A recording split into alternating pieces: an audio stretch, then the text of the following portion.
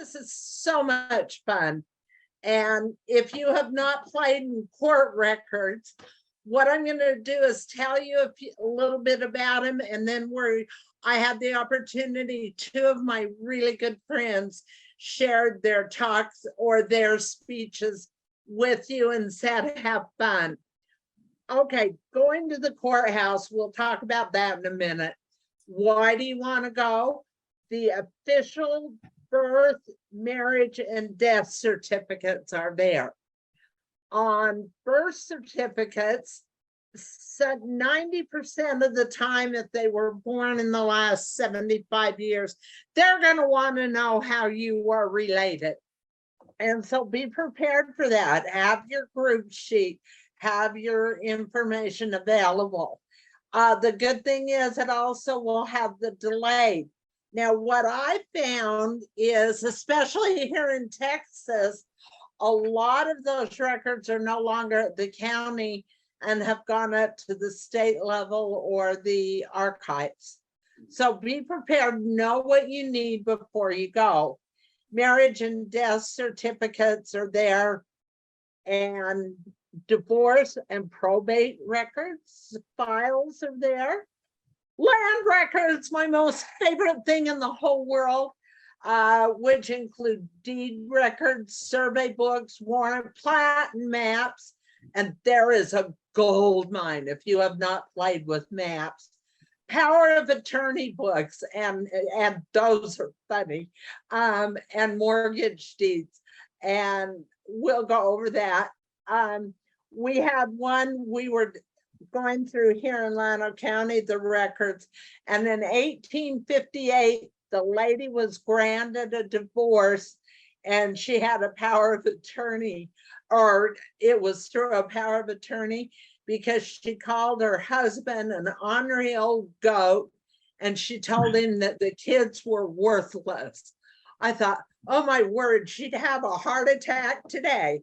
So anyway, she was granted a divorce, or the husband was granted a divorce on that. So that one will always be there. Wills, probate, and guardianship documents, those are all there. And wills, we'll go over that. Civil court records, that includes tax record, road records. And one of the things on that is, well, I'm going to use Llano County and you can use your own area. The records as the roads were being built here in Llano County, we've got all those maps, and it says who they bought the property from, or if they took it, or if it was donated. I am really amazed at the main road that goes over to Marble Falls from here. A lot of that road was donated. The coroner's records, naturalization, divorces, and minors' criminal court records. If you want to get even with a relative, go through those. They have absolutely no, that's not my family. Oh yeah, it is. I love, we have an old jail logbook here, and we got to digitize that. And oh my goodness, we were the wet county from Waco all the way down. We were the first wet county during Prohibition, and we loved it, you know. And the guys came down from the military base, and then on Sunday, they sent a 2.5 truck down and had stops all through Llano County to pick up the military guys. And the last spot was the jail. And so we see all that. And it was interesting. We found where one guy, he had 4 deputies take him to jail. But 2 pages later, the winner was a woman, and it took 5 deputies to take her to jail. And so I said, and that's it. Don't mess with the women from Llano County. But criminal court records are a blast. Chris? Yes, sir. Was she a relative? Not yet, but everyone asks me that. And how are you related? Go away, go play in the middle of the freeway. All right, one of the touchy ones is the military DD 214. For most of you guys, and with some women, that's your military record. They are there. World War II records are here in Llano County, and you can get them, but Salt Lake will not even copy those. So that is one that when you're going to the courthouse, you want to see if the DD 214s are there and what you need to see them. We've been able to get a lot of the World War II records because most of the people have gone through the veil. So that's it. And miscellaneous records. And that's, we found some miscellaneous records, meaning the county commissioners didn't know where else to put it, so they gave it to the county clerk. And someone said they needed to go early, and I want to talk, instead of at the end, I'm going to talk just briefly about courthouse and the etiquette. When you go into the court record, I call it into the courthouse, I call it play dumb broad, and my team knows what that means. Instead of going in, if you give the clerk or the person helping you the authority to help you, you know what, I don't exactly know how to do it. Could you explain to me how I would get this birth record, or do you allow us to look at the wills? Now you can call ahead of time, always get the clerk's name who helped you when you call in. But see the difference, and remember, they're making more money than they used to before COVID, but a lot of people are there for a job. They don't want to be. And in Austin, if you have to go to Austin, I'm sorry, they're there because they have to have the money, period. So if you say, could you please tell me this type of fare, rather than go in, hi, I'm Chris Ridgens, I have my doctorate in genealogy, and I need this record. Well, she's going to tell me, take your diploma and go find the record yourself. Where I go in and say, you know what, I'm new to this. Even if you've been to 300 courthouses, I'm new to this. Can you help walk me through how you do it here? Washington County, Texas is a blast. We went down there and I had relatives there in 1855. The lady took me down to the records and no gloves. So now when I go courthouse, I take my own gloves with me. But we were able to touch the original land records that my great-great-grandfather signed. And that was something I will never forget, knowing that he touched those. And now I did too.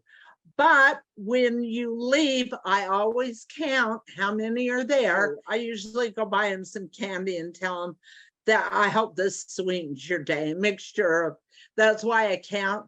But I will always go, especially here in Texas, a hot day, I'll go buy 2 Diet Cokes, a Sprite, a Dr. Pepper. Always buy a Dr. Pepper. You're safe in Texas with Dr. Pepper. You only forget that once. And so doing that is the other way in doing that. So remember just those little tidbits in if you go. All right, now I'm going to see if I can share. Yes, sir. I have a question. You mentioned Washington County, and I told you I was just working on that. If you had someone that owned slaves, did they have to be recorded at the county level? And would that be at the courthouse, or do you know? Usually, yes, they paid on slave records, they had to pay taxes on them every year. Oh, They had really? to pay taxes. The bad news is they didn't have names. Now, what helped me prove a line and it was through my great-grandfather, the slaves are willed, they were property. And that's so hard Yeah. to do now.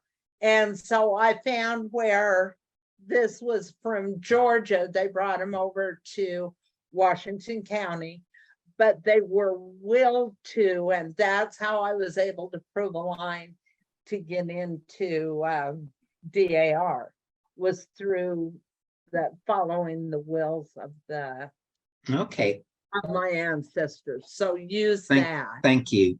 Are you all seeing something that says ancestors? Yes, we are. All right, Ann Lather, her name is Lathers, is a really neat person. When I told her I was doing this, she said, I have an outline and I will forward this to the Johnsons when we're done, because she said we could share it. Follow the money, even back all the way. When vital records do not exist, turn to the financial records.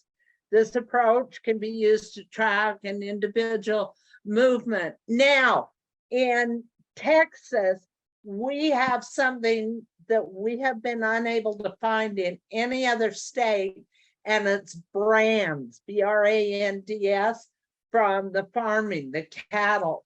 They had to renew that every year. So we went back to 1855, even before Llano County became, and every year, clear up to today, if you have a cattle or a brand that is used on your farm or anywhere, it has to be recorded and you have to pay a tax on it. It's not a lot, but it's a record. So if you know your I say critters, if you know your person was there and can't prove it any other way, look at the brand. Land records, and we're going to get into that. Census records, y'all know about those. Deed records. All right. Legal document of ownership of property from one person to another. The grantor is the seller, the grantee is the buyer. When you get into it, we'll show you a little bit here. Keep at the county level. That's one that's here from maps all the way up. And when I have to go over there, I got smart. I send one of my team members who she likes, so she'll go get it. If the deed is less, it indicates the relationship between the parties. Now, what I want to really specify here, especially if you're doing land records, and why they're valuable. Back in the early formation, and it happened in Texas, I did Georgia. Georgia was a gold mine, and then we went up to Virginia and did it. But families traveled together or lived close to each other. That's just the fact. But if you have the good old name of Smith in any of these towns, brother and sister Johnson, I had Johnsons were my last name. You know, there are a lot of those around.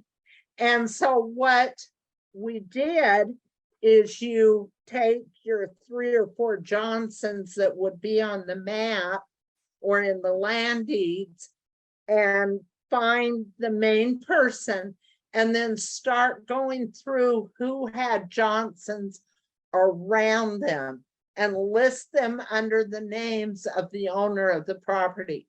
Because then what you're going to find is those Johnsons, then you can go back and find where they willed it or sold it. And pretty soon you're going to figure out within a day or so which Johnson is yours through the land records.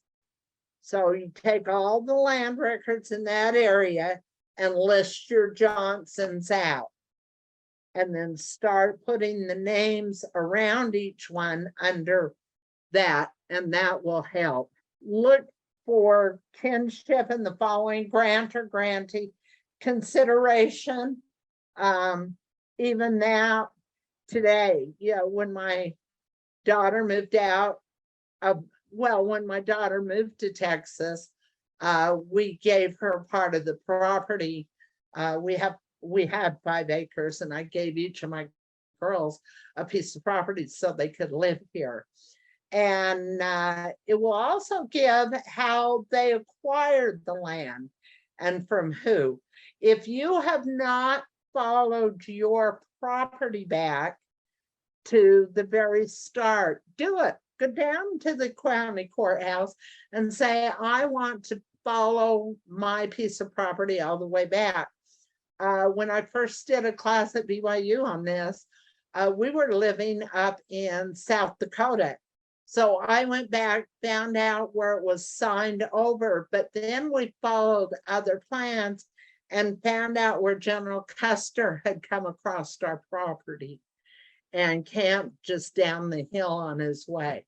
So it's fun and a dour release. So remember that. Common terms, and I always forget it. That's why this was good. Intestate means died with last will and testimony. Interstate or administration dies without a will. And people go, oh, that's just great. Now I have no way. Oh, yeah, you do. Go to your court records, and you're going to have more with that one because everything has to be approved. The original documents associated and record book and copies. They're so much fun. Wills. I love wills. Because they tell you upon the party's death, family, friends, servants, slaves, business partners, and the community. We just lost a really important person here in Llano County, and at the bottom it says donations to 3 different organizations. So if I did not know him or he was a distant relative, what I would be doing is contacting those organizations to see what party played and why would I donate. But they would all tell you that, well, he was on the board of directors here and he helped here and he served here, and these are it. Also, they'll include the name of the children, and even if sometimes a child will be left out, then you go back and look to see if the child was given property, and that happened in my Johnson line when he moved away to go from Virginia down to Georgia. His dad had sold the piece of property and just left him out. Name of a spouse, even back then, the woman was always given the bed, and pots and pans. So grandchildren, nieces, the names of the servant and names of the slaves. And we talked about that earlier. And then an addition or a change to the will. Inventories. This is what's cool. A list of deceased belongings and property that were taken and distributed to the heirs. And that is a long piece. And what's kind of fun there is you can tell a lot about the character of your person and what he took. Keep note of the person who took the inventory, because he is related. It said that may be family or friends. No, I have never found it not to be family, friend, or a business partner. Chris, yes, Chris, sir. question. On inventories, I had forgotten about those. What is a time period on those? Are those like mainly 1700s? A lot back then, a lot. And even now in wills that the people died without a will, they go in and list that because they want to sell. And we have people here who go in and do a sale after the person's died. They have a list of all that. Okay. So yeah, but that's fun. And that's another way to find out. A lot of the wills will tell you who bought them too. Bought by so-and-so and so-and-so. And my Johnson and Greer's, they did a lot, and that was a good proof. Listed debts owed to the estate. back, that's going to be another one for you, Jim, in the 1700s. You know, they cared more there. Today, they just write it off. So list of debt that the state owes to others. And that could be the guy who did the inventory, or a lot of people, an executor, if it's a big one, is paid extra on that too. And published in the newspapers if they were available. Newspapers.com is great. We found a lot there. Distribution, dividing an estate among the heirs. That's fun. After bills are paid and debts collected, heirs, children mentioned in distribution. Genealogy, list the children if their vital records aren't available. Married daughters, put their married name in. You can go back and figure it out. And sometimes they'll put children of deceased heirs because Sarah Greer has already died. To her children, I leave this, this, and this. Appointed guardianship, these are valuable. Males under the age of 21, that's a little, for the 1700s, that's a little high. If he had stayed there, they probably would. Females, who got him? Who got the kids? Where did they go? And they would get them because they could provide the financial support. After the minor becomes of age, the guardian is released, and the guardian would make an account of the compensation because he got paid for that. So he would make a note and have to go to court. So your court records. Okay, and I'll send this on. Now, land records. These are, and why I go into this is because this is really overlooked, and it's all at your local place, your local area. Here, you know, let's see. Joshua Taylor, good man, very, very, if you ever get a chance at Roots Tech, he sent me to Roots Tech to pull this. But if you ever get a chance to hear him, he's great. All right, individual who sell property alongside each other, maybe hiding. Look for ETL and, you know, Y or an index. But again, mainly if you see a lot of property go up for sale, or it means they're probably all moving somewhere, and go with that. Some mortgages are included in the deed book. I have not yet found that. So investigate everyone on the actual deed. Witnesses, neighbors, parties, mention within the actual text. Keep notice of the patterns among these individuals. And mainly, one of the things we overlook are the witnesses. We overlook the witnesses in marriage records, and it's usually one from the bride. And so if you don't know, can't figure that out, I always look who witnessed the wedding. Trace each piece of property, and that's where we're going. You know, go back and look at each one there. Use records collectively. While a single deed might give you the information you're immediately seeking, 10 to 1, you're going to go back within a year and say, gee, I should have got those others. Just take them now. I promise you, the extra 2 or 3 or 4 hours doing it, you will be a lot happier. Okay, here's this was good. Here's the grantor, the seller, here's who bought it, the date recorded, how much acreage, and description. Now this, we're not even going to get into that. They all do it. And some of the directions are going to be out to the old oak tree, down the dirt road to the swimming, to the pond. And you're going, I'm going to kill them. I'm just going to wring their necks.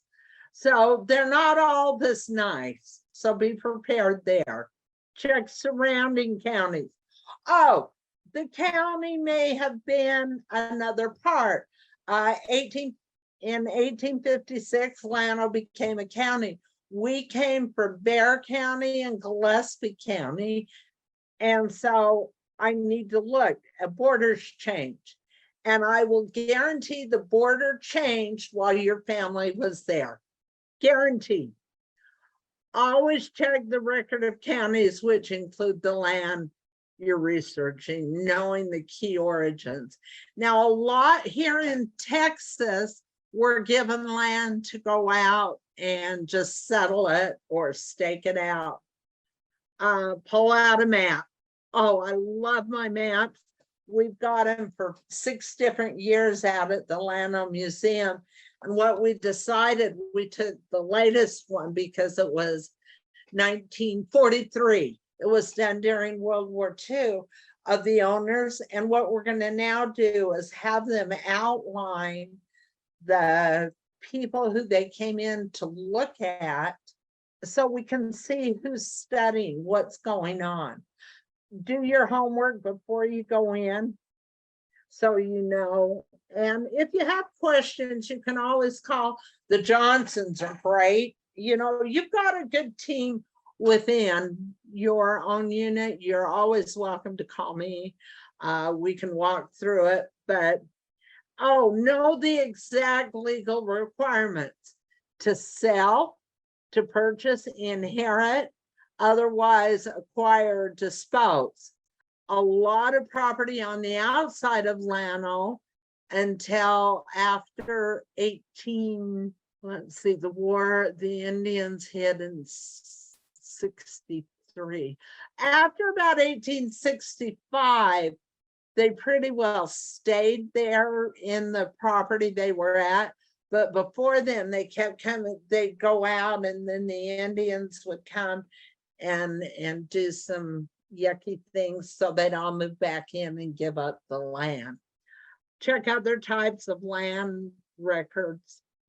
Other records include federal government. Texas is not a federal government state. Land lotteries, military service awards, and state lands. The first step in awarding land to a party does not infer the individual actually paid for the land. So remember that. They just got it. And that's where you go in. Your warrants, the patent, the final sale. When using these records, Chris, remember, Chris, got a question for you. Sure. You mentioned Texas was not a government land state. A federal. Were you referring to the GLOW records, the government land office? They have some now, but from Llano County all the way down to the border going south, there are no federal tax, there is no federal land. And we've been teamed up with the Cattlemen's Association here. And what they're showing is, because Texas has very little federal land, the federal government wants it. And so they're showing how they're going in and manipulating different things to get that. And so you have to kind of watch that and talk with people on that. And that's why the state lands is more important in Texas than the federal. And we have people who own hundreds of thousands of acres here in Texas. Remember, some might have gained state land in other countries or states to sell. Some people Now, up north, Ohio, Pennsylvania, little bit in Virginia, they all have the American Revolution. If you fought there, depending on your rank, you got 320 acres, 350, 520, and up from there. Enlist tax and census records. Tax records are so boring, but they have a lot into it. Pay attention to the detail. If you are like me, I'm a type A, I want to go in, I want to get it, and I want to get out there. I will always take someone who pays attention to the detail with me, be it one of my girls, be it one of my team members. Someone has to go, or I really have to say details, details. And my team will make me a little sign when nobody can go that says details. So remember that. Chris, Recreate. Yes, sir. Chris, we have a question again, and I don't understand what wifey said. Could you ask that again? What's the difference between a land grant and a land bounty? The reason I'm asking is I had a couple of ancestors who got land bounties for fighting in the revolution, and someone told me they were different than a land grant, and I don't understand what the difference would be. A land grant is when, the Austin 300, when they were granted the land to go and build, and they were given very specific property, as I remember. And that is a good question. And Sister Johnson, do you remember the difference?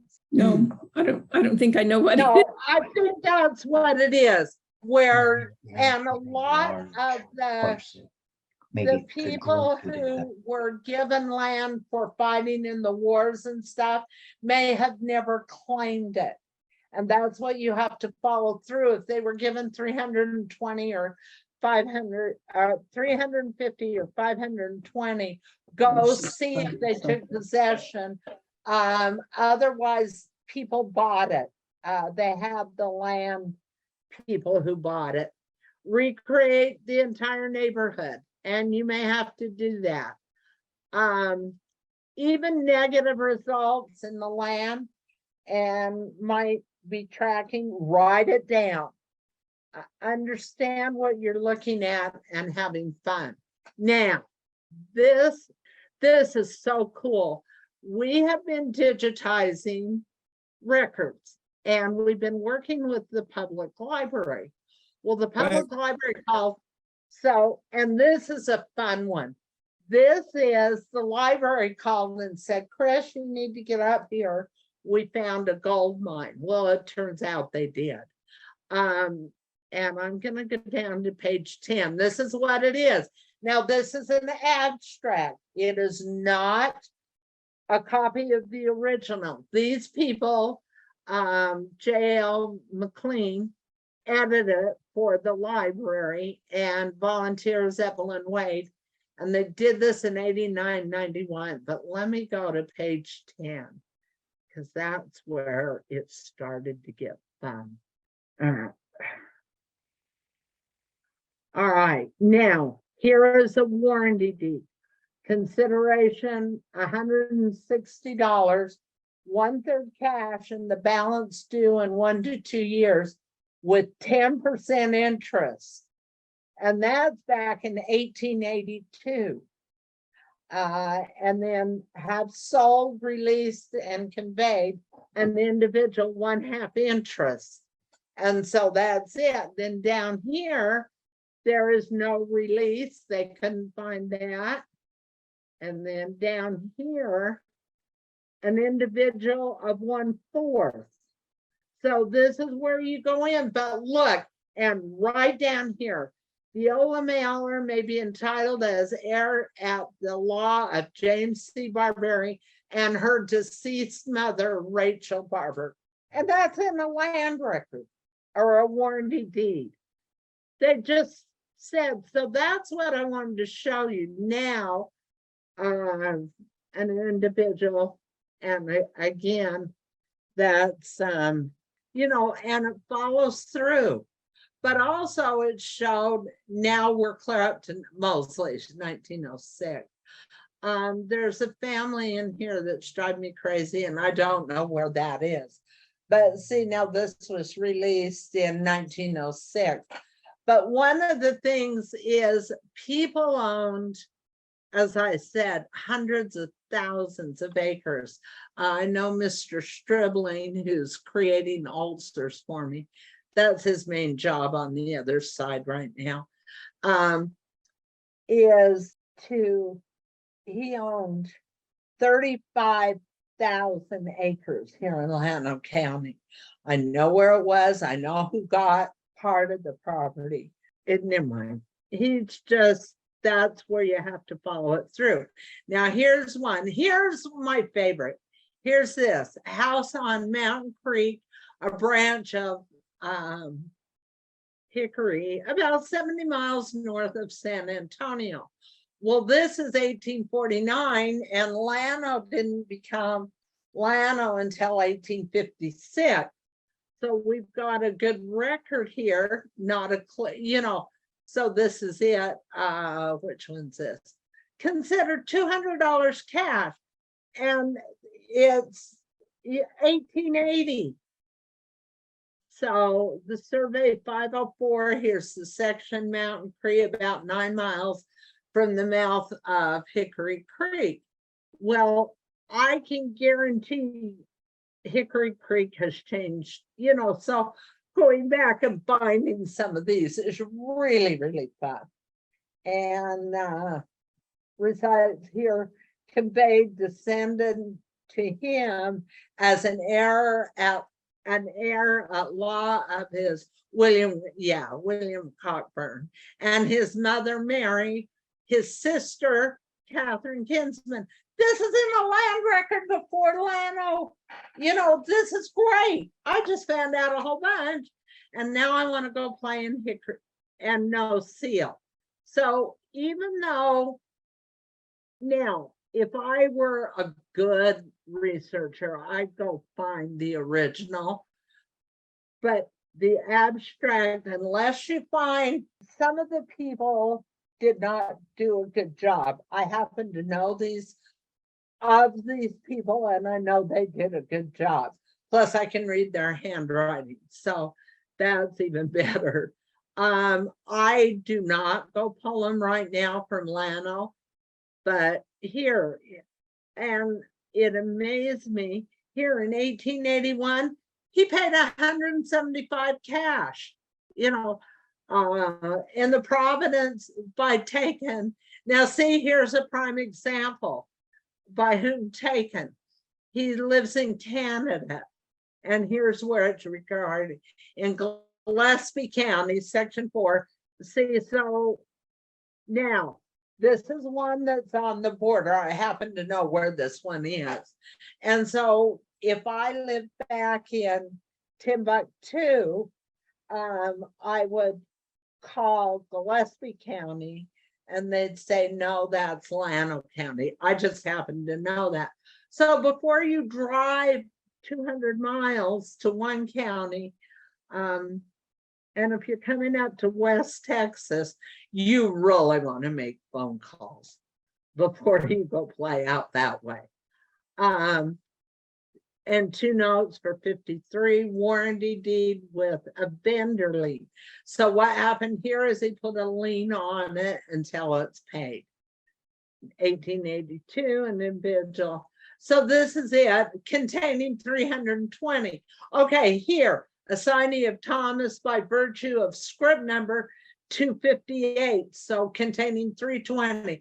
As soon as I see 320 to 350 acres, I want to know where he got it. And who is this? Not Thompson. What was the family? Rector. Okay. So, to Barber. Okay. And I do know these two fought in the war here in Texas. So that's where they got the land.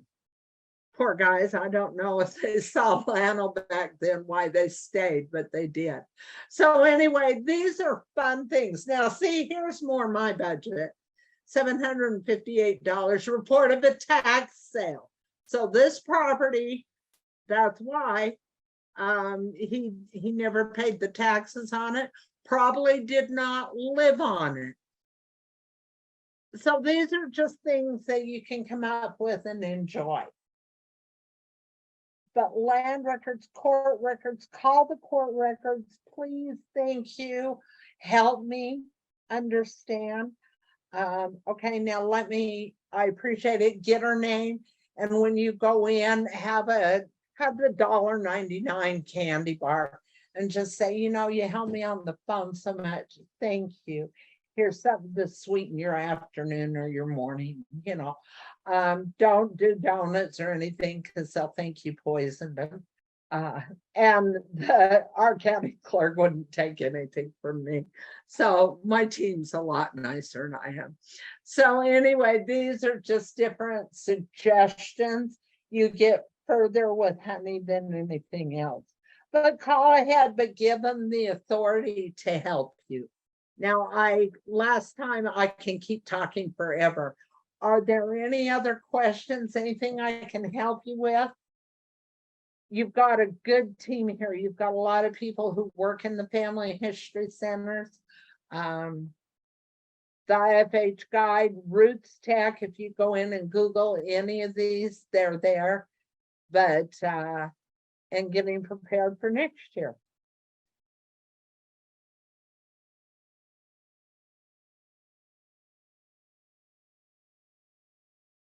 Can I make No, a you- comment?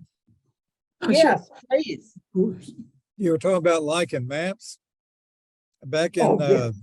back in the 1980s, I went with my mother back to Virginia. Her family were moonshiners, lived up in the mountains. They were hillbillies. And they got all these little graveyards that are scattered all around on the sides of these mountains. And we went there looking for some of her relatives. Well, I got to thinking, I will never find these places again. And I don't know where I got them, but somewhere we stopped and I've got these little county maps and they're not published for the public, but they were used by the people that do the maintenance and the roads and things. But it showed so many details, like all these little dirt roads, graveyards, you name it. And they were on this map that you would never find on a map you would buy.